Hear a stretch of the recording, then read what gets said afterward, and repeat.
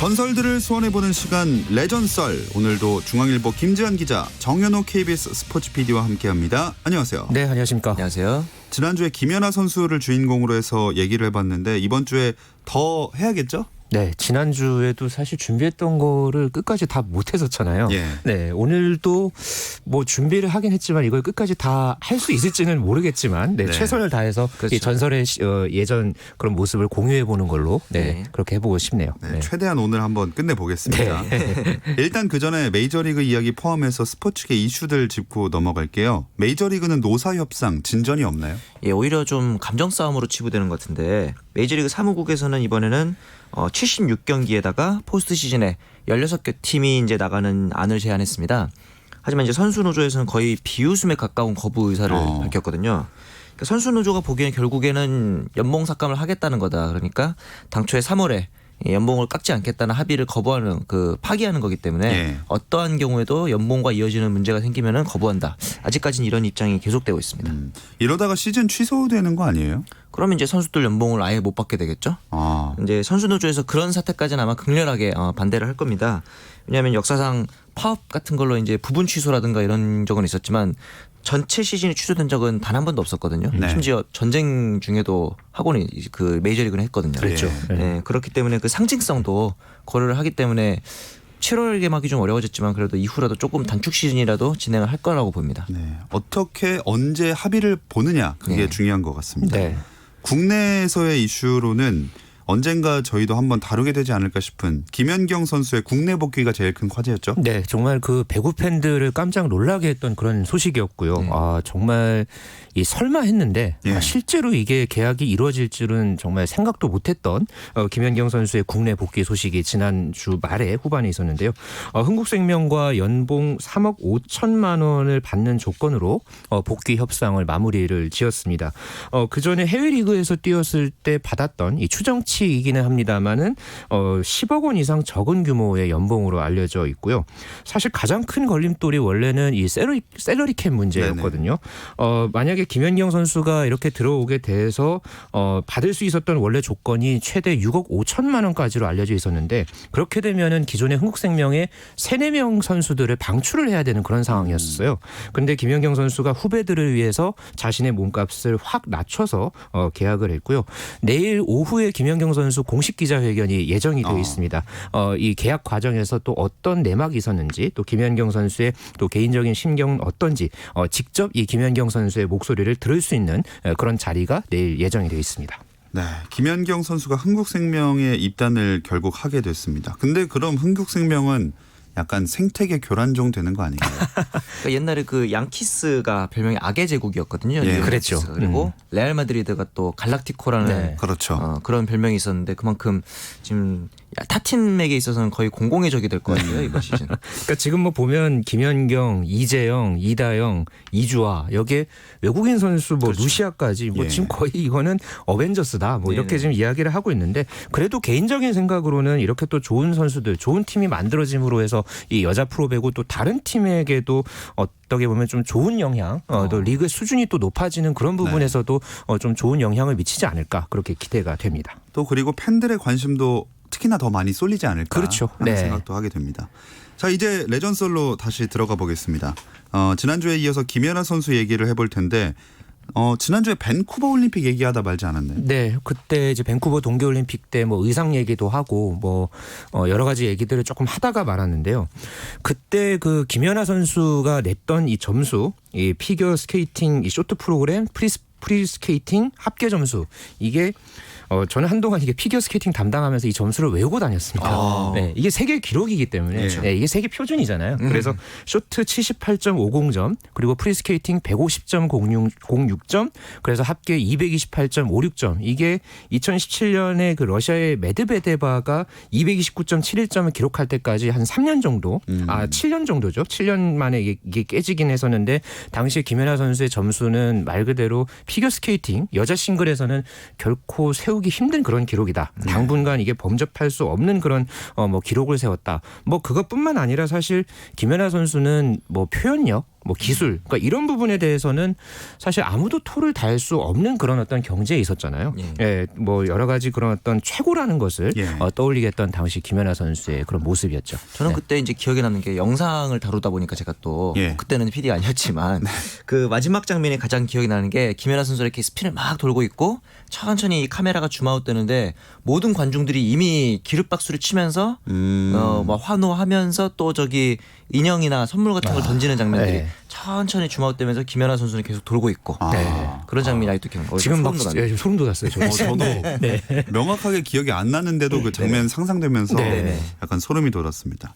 밴쿠버 올림픽 그 끝나고 나서 네. 이 키스 앤 크라이 존이라고 하잖아요. 그렇죠. 대기하는 장소인데 여기서 오서 코치랑 점수를 기다리는 그 모습도 많이 떠올리지 않습니까? 네, 브라이언 오서 코치, 뭐 김연아 선수 어떻게 보면 덕분에 예, 이렇게 맞아요. 또 좋은 또 지도자가 이제 됐던 그런 또 계기가 됐는데요. 사실 이 브라이언 오서 하면은 과거에 1988년에 자국에서 열린 이 캐나다 출신이거든요. 이 캘거리 올림픽 때 이 브라이언 보이타노, 이 미국의 이른바 이 브라이언 전쟁으로 불리는 이 피겨 남자 싱글 이 세계 대결에서 0.1점 차로 아쉽게 밀리면서 네, 은메달을 땄던 그런 아픔이 있었어요. 근데 그것을 이 브라이언 오서 코치가 되고 나서 김연아를 통해서 이 올림픽 금메달의 꿈을 대신 이렇게 얻게 됐고, 네 그러고 나서 뭐 그것뿐만 아니라 그 전에 뭐 그랑프리 파이널 2연패라든가 뭐 세계 선수권 대회 금메달이라든가 여러 가지 그런 업적을 함께 이뤄내면서 이 브라이언 오서가 또 한동안 또 우리나라 피겨 팬들한테도 많이 사랑을 받았고요. 뭐 그 뒤에 뭐 잠시 후에 다루긴 하겠지만은 그해 그러니까 밴쿠버 동계올림픽 끝나고 얼마 안 있다가 결별을 하긴 했거든요. 예. 그래도 그 뒤에 뭐 한유 유주르라든가 뭐 하비에르 페르난데스 그리고 우리나라 차준환 선수까지 네 이렇게 또 지도하면서 세계적인 지도자로 성장할 수 있었던 때는 아무래도 김연아를 지도했기 때문에 네 그런 또 기반이 있었기 때문에 가능했다 이렇게 얘기해 볼 수 있겠습니다. 근데 밴쿠버 올림픽 끝나고 나서 김연아 선수 은퇴 이야기가 좀 나오지 않았나요? 그렇죠. 아무래도 선수 생명이 피겨 같은 경우 좀 짧으니까 그리고 피겨 선수들의 가장 큰 목표가 올림픽 금메달이잖아요. 근데 네. 그걸 이미 달성을 해버렸으니까 이제 뭐 목표가 없어진 상황이잖아요. 근데 이제 아마도 평창 올림픽을 2018년에 유치하기 위해서 소치 올림픽에 나가서 이제 김연아 선수의 면모를 보여줘야 평창 올림픽 유치에 좀 더 유리하지 않을까 그런 부분도 아마 좀 영향을 끼쳤을 거라고 저는 생각을 합니다. 네. 네. 결국 소치 올림픽 이거 도전을 하게 되잖아요. 네, 그렇죠. 2012년 7월이었고요. 이제 교생 실습을 거치고 나서 그 뒤에 이제 소치 동계올림픽 도전을 공식화를 했었는데 뭐 선수로서의 그런 문제보다 뭐 아까 이제 말씀해 주셨던 뭐 그런 평창올림픽 유치 과정을 겪으면서 행정가의 꿈을 키웠다고 당시에 얘기를 했었어요. 예, 맞아요. 네, 그래서 당시에는 이 IOC 선수위원을 이제 꿈을 갖게 됐다 또 이렇게 설명을 한 적이 있었는데 그 당시에는 그 우리나라의 그 IOC 선수위원 그 임기를 갖고 있던 사람이 한 명이 있었습니다. 그 문대성 위원이 한 명이 있었는데 그렇죠. 그때 임기가 2016년에 끝나는 거였기 때문에 이 선수위원회 나서려면은 이 직전 올림픽에 나서야 했던 그런 일종의 그 요건이 있었어요. 네네. 네, 그래서 김연아 선수가 이 소치 동계올림픽을 나서야 했고 그러면서 또 다른 꿈을 위한 도전이 그때 시작이 됐었죠. 또 링크 위의 모습도 있지만 그 검은 정장 입고서 평창 프레젠테이션 하던 모습도 있지 않습니까? 그렇죠. 이제 그 당시에 외국에서 물론 대회도 많이 나가고 했겠지만 그렇게 영어 발음이 유창할 줄은 정말 몰랐거든요. 네. 뭐 어렸을 때부터 준비를 했는지 싶을 정도인데 당시에 그 목소리를 분석했던 기사가 있더라고요. 네. 저희 KBS에서 대단하네요. 보던 기사였는데 네. 목소리 떨림이 일정하고 그다음에 이제 그 하이라이트 부분에서는 그 떨림을 일부러 좀 높였다 그래요. 그러면서 감정을 좀 효과적으로 전달할 수 있게 했고 그다음에 그 특히 발음의 정확성이 있지 않습니까? 발음의 정확성이 거의 그 김종현 아나운서처럼 아나운서급으로 최고였다. 저는 안 좋은데. 네. 네, 전문 방송인 수준이었다고 합니다. 그래서 그 앞에 이제 그 평창 유치위에 나승현 대변인과 같이 프레젠테이션을 했는데 예. 그 두 분의 이미지가 굉장히 중첩이 되면서 아주 인상적인 PT였다 이런 얘기를 많이 들었죠. 정리하자면 한마디로 잘했다. 요거잖아요. 엄청나게 잘했다. 네. 엄청나게 잘했다. 원더풀했다. 네. 네. 궁금하시죠? 한번 들어보시죠. Thank you, Ambassador Kim. President Rog, members of the IOC, good afternoon. It's hard to believe 로잔에서 만난 지 7주밖에 되지 않았다는 것이 믿기지 않습니다. 그동안 저는 오늘을 위해 대회 연습 때보다 더 열심히 준비했습니다. 그리고 그때 로잔에서처럼 저는 조금 떨립니다. 사실 이런 과정에 참여하는 것이 제 나이대 사람에게는 아주 겸손해지게 하는 일입니다. 여러분은 오늘 역사적인 결정을 하실 텐데 제가 작은 부분이나마 참여하게 되기 때문입니다. 밴쿠버 올림픽 출전 당시에도 똑같은 기분이었습니다.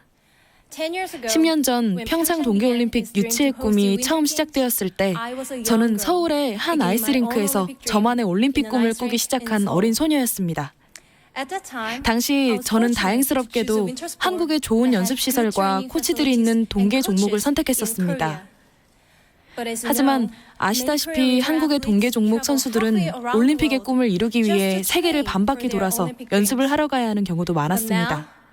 하지만 이제 저의 꿈은 새로운 지역의 다른 선수들과 제가 가졌던 기회들을 나누는 것이 되었고 2018 평창 올림픽이 이 꿈을 실현하는 데 도움이 될 것입니다. 마지막으로 저는 개인적인 인사도 드리고 싶습니다.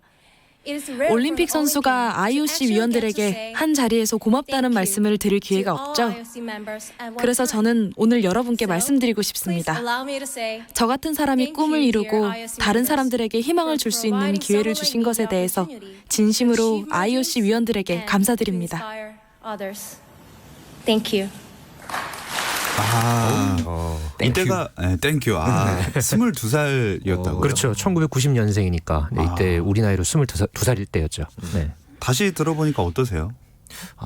역시 그 발음도 발음이지만 목소리가 아나운서를 해도 될 정도로 좋지 않을까요? 제가 뭐 전문가는 아니지만 저도 전문가 아니에요. 영어라. 네. 목소리가 진짜 너무 좋아요. 저보다 훨씬 잘하시는 것 같습니다. 근데 정말 그 사실 이게 올림픽 개최 운명이 걸려 있는 발표잖아요. 그럼요. 네, 그리고 IOC 위원들 앞에서 이거를 이렇게 프레젠테이션을 한다는 게 이거 원고를 어쨌든 준비하고 물론 하는 거지만은 정말 참 소름이 돋습니다. 오늘 맞아요. 네, 진짜요. 네. 더듬거리거나 하는 것도 없이 네. 완벽하게 소화를 그 긴장된 자리에서 해냈다는 게 어느 정도 전문가로서 아주 후한 점수를 드리고 싶습니다. 스피치 전문가로서. 뭐 이런 김연아 선수 활동 때문인지 IOC도 김연아의 소치 행에 주목을 했잖아요. 네, 뭐 올림픽 1년 전부터 이 국제올림픽위원회 IOC가 거의 말 그대로 김연아 아리를 계속 해왔었어요. 뭐 특별 영상을 따로 만들어가지고 예전 스타하고 비교하기도 했었고요. 뭐 올림픽 직전에는 아예 퀸 오브 더 링크, 그러니까 링크의 여왕, 뭐 이렇게 또 표현을 하기도 했고 살아있는 올림픽 피겨 전설, 이렇게 극찬을 계속해서 쏟아냈었죠. 왜냐하면 이게 밴쿠버 올림픽 때 금메달을 따고 만약에 소치에서 우승을 했으면 싱글 2연패잖아요. 예. 카타리나 비트 선수가 1988년 한 이후로 거의 30년 만입니다. 그러니까 그때는 심지어 김연아 선수 태어나기도 전이었거든요. 그리고 또 재밌는 게 이 카타리나 비트가 평창하고 경쟁했던 그 2018 뮌헨 올림픽 유치위원회 활동을 했었거든요. 그렇죠. 그래서 이제 신구 여왕의 대결이다. 뭐 이런 얘기도 좀 있었죠. 네.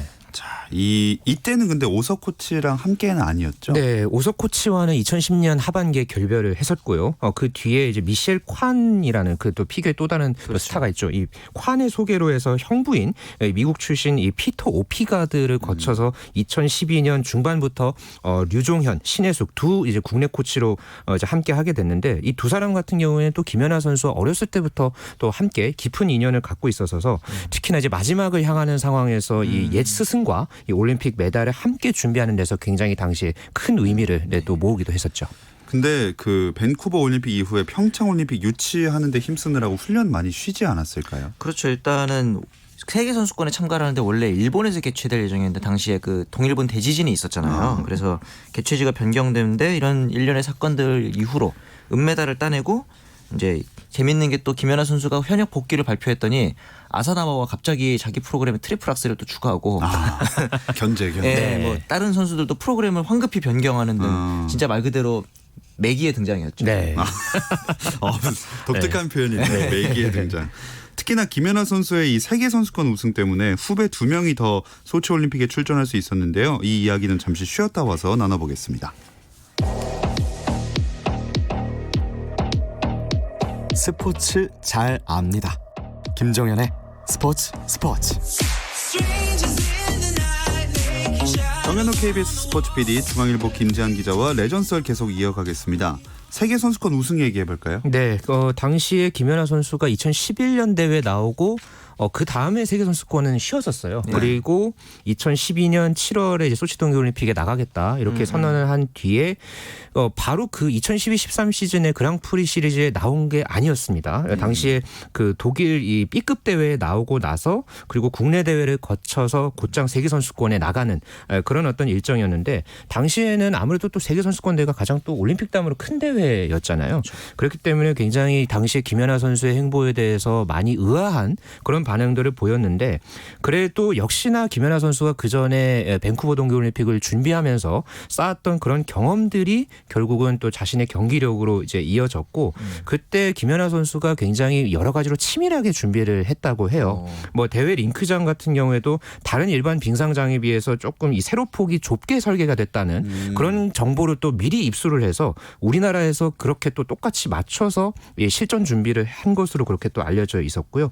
그러면서 당시에 합계 218.31점을 기록을 하면서 2위의 이탈리아 선수 이 카롤리나 코스트너에게 20점 이상 차이로 아주 크게 따돌리면서 당시 우승을 거머쥐었는데 당시에 한 외신의 반응이 아주 재밌습니다. 마치 우아하게 꽃과 꽃 사이를 넘나드는 범블비, 그러니까 벌 같았다. 이렇게 또 극찬을 했던 그런 반응도 있었어요. 더군다나 이 덕분에 네. 우리나라가 소치 올림픽에 3명의 선수가 출전을 할 수 있었다고요? 그렇죠. 이제 당시 세계 선수권에서 2위 이상을 하게 되면은 우리나라의 출전권 3장이 이제 주어지는 거였는데 우승을 해서 3장을 따냈죠. 그래서 이제 그 이후에 열린 회장배 피겨에서 1, 2위 차지한 박소영과 김혜진 선수가 소치 무대를 밟을 수 있었습니다. 네. 아, 참 이래저래 대단합니다.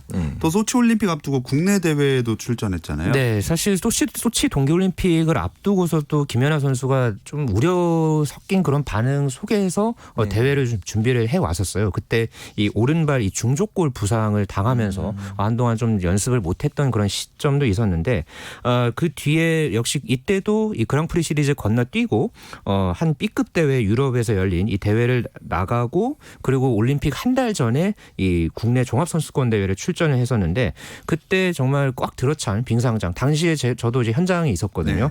정말 완벽에 가까운 그런 연기를 또 한 번 펼치면서 당시 압도적인 연기를 보이면서 우승을 차지했었는데요. 사실 저는 그때 좀 개인적인 에피소드가 하나 있는 게 그때 보통 또 이 피겨 선수들 연기 끝나고 나면은 막 그 관중들이 인형을 던지고 막 선물 던지고 꽃 던지고 하잖아요. 근데 그때 한 팬이 그 김연아 선수 향해서 던진 그 빵이 있었어요. 빵 좋아하니까. 네, 빵을 좋아하니까. 근데 그 빵에 제가 머리를 맞은 적이 있었어요. 아, 직접 강타당하셨나요? 네. 그래서 저는 곧장 그거를 또 빙상장에다가 이제 던지기는 했는데. 드시진 않았나요? 네, 전혀 안 이어던지기 먹었습니다. 하셨는데 이어던지기. 네, 이어던지기 릴레이를 했는데 예. 그때 정말 참 저는 웃지 못한 그런 일이 있었습니다. 그래도 더 기억에는 많이 남을 것 같네요. 맞아요. 네. 당시에 그 선보인 프로그램 중에 일단 쇼트 프로그램 곡은 뮤지컬 곡이라면서요? 네, 그때 이 뮤지컬 리틀 라이트 뮤직에 이제 삽입된 이제 그런 곡이었는데요. 이 중년의 여배우가 엇갈린 사랑의 아픔을 고백하는 그런 내용이었다고 합니다. 그 전에 이제 사실 김연아 선수의 어떤 프로그램들이 전반적으로 강렬했던 그런 느낌들이 굉장히 많았거든요. 근데 상대적으로 좀 애잔했던 그런 어떤 느낌이 많이 반영이 됐고 그러면서 김연아 선수의 조금 더 깊이 있는 표현력 또 우아한 그런 어떤 감동을 좀 더 자아내게 했던 그런 쇼트 프로그램 곡이었습니다. 네. 프리스케이팅 프로그램 배경음악은 탱고 곡이었죠? 예, 아스트로 피아졸라의 이제 노래인데 그날 이후로 저도 피아졸라라는 이 가수의 노래에 빠지게 됐는데 리베라 탱고라는 노래도 굉장히 유명하거든요. 네. 이 노래는 또 다른 피겨 선수들이 많이 쓰기도 하고 근데 이 제목이 쇼트 프로그램인 어릿광대를 보내주오고 프리는 아디오스고 제목에 다 이별을 암시하는 단어가 들어있어요. 네. 또 괜히 좀 애잔하고 그러더라고요.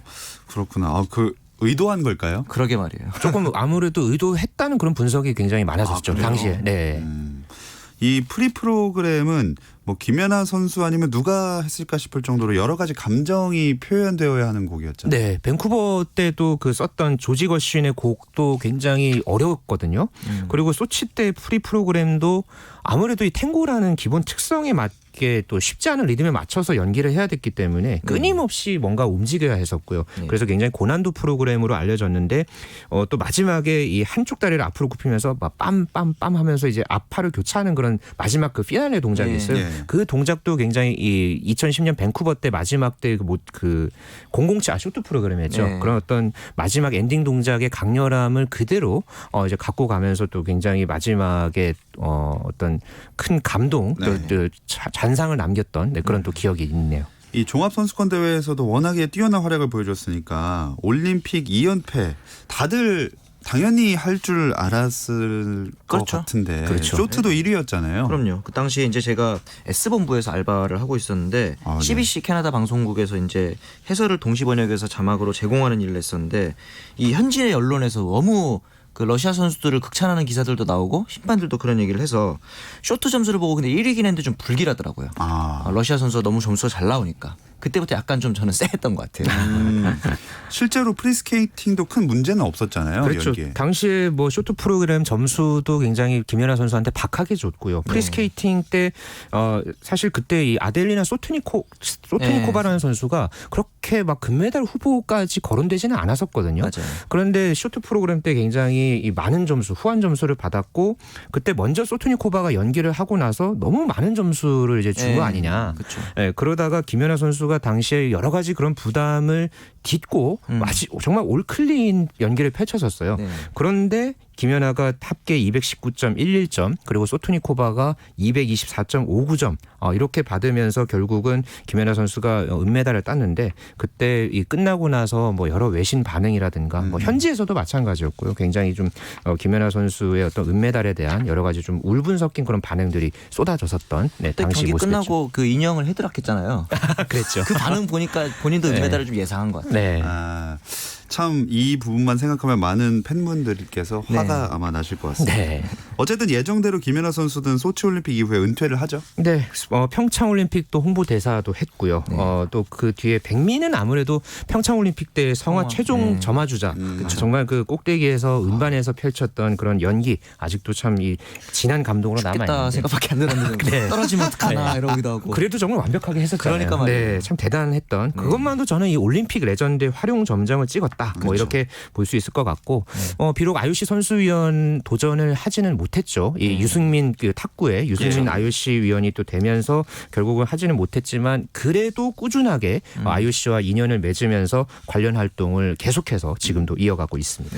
네, 앞으로도 이 김연아 선수의 뒤를 잇는 선수들도 많이 탄생하기를 바라면서 김연아 선수와의 추억에 한번 푹 빠졌던 시간 이제 보내야 할 때가 됐습니다. 네. 다행히 오늘은 할 얘기 다 그래도 오늘 조금 급하게 하긴 했지만 네.